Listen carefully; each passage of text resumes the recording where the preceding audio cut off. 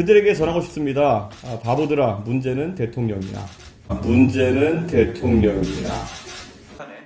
범죄자들이 뻔뻔스럽게 폭주하며 방탄해온 민주당의 국회 독재를 심판하는 선거가 될 것입니다. 한무 대통령실 시민사회 수석의 이른바 회칼 테러 발언과 이종섭 주 호주 대사의 출국을 두고 당내 위기감을 지적한 누구를 심판해달라. 심판의 선거로 가는 것은 국민의 마음을 얻을 수 없다고 생각을 합니다.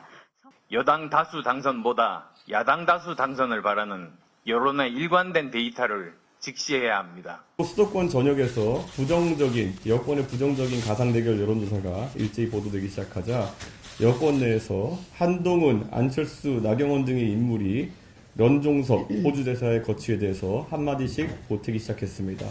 드디어 총선을 앞두고 내부 총질러들이 창궐하기 시작했습니다. 그들에게 전하고 싶습니다. 바보들아, 문제는 대통령이야.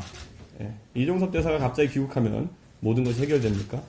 이종섭 대사의 문제는 윤석열 정권이 최상병의 억울한 죽음을 은폐하려고 한 일에서 시작된 것입니다.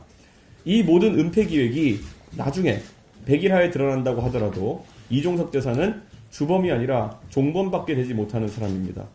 주범은 국민이 부여한 막강한 권력을 국가가 가족의 품으로 돌려보내지 못한 한 젊은 용사의 죽음과 관계된 진실을 은폐하기 위해 사용한 윤석열 대통령입니다.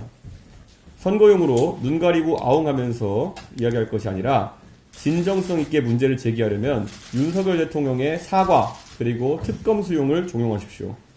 박정훈 대령의 명예를 되찾은 일에 여당이 앞장서 보십시오. 한 달 전쯤 당연히 받아야 되는 김건희 여사의 특검 수용을 놓고 한동훈 위원장을 위시한 여권 정치인들이 아무리 대통령과 약속들은 펼쳤지만 그 효과가 채 한 달 남짓 못 간 것처럼 이번에도 윤석열 대통령의 잘못을 결기 있게 바로잡기보다는 등을 긁어주는 약속 대연에 그친다면 여권은 입법부로서의 기능과 책임을 상실했다는 평가를 받을 것입니다. 그리고 선거에서 심판받을 것입니다. 그리고 국민 여러분께도 한 말씀 올리고 싶습니다. 대통령실의 핵심 참모라는 사람이 회칼 이야기로 언론인들을 겁박하며 아직까지 직을 지키고 있는 것 자체가 국민을 대신해 권력에게 아픈 질문을 던지고 그 답을 받아서 다시 국민에게 전달하는 언론인들에 대한 심대한 모욕입니다. 회칼 협박을 하는 인사가 대통령실 참모로 있음으로 인해 언론인들이 적시적소에 던져야 할 질문을 권력에게 꽂아넣지 못한다면 우리는 언론의 자유를 영원히 망실하고 말 것입니다. 대통령실은 사퇴 요구에 대해서 이번 정권은 언론인을 사찰하거나 국세청을 통해 언론사 세무조사를 해본 적이 없다는 자다가 봉창 두드리는 소리만 하고 있습니다. 누가 물어보지도 않았는데 불법을 하지 않았다고 물타기하는 모습이 황당합니다. 회칼 협박을 했냐고 묻고 있지 않습니까?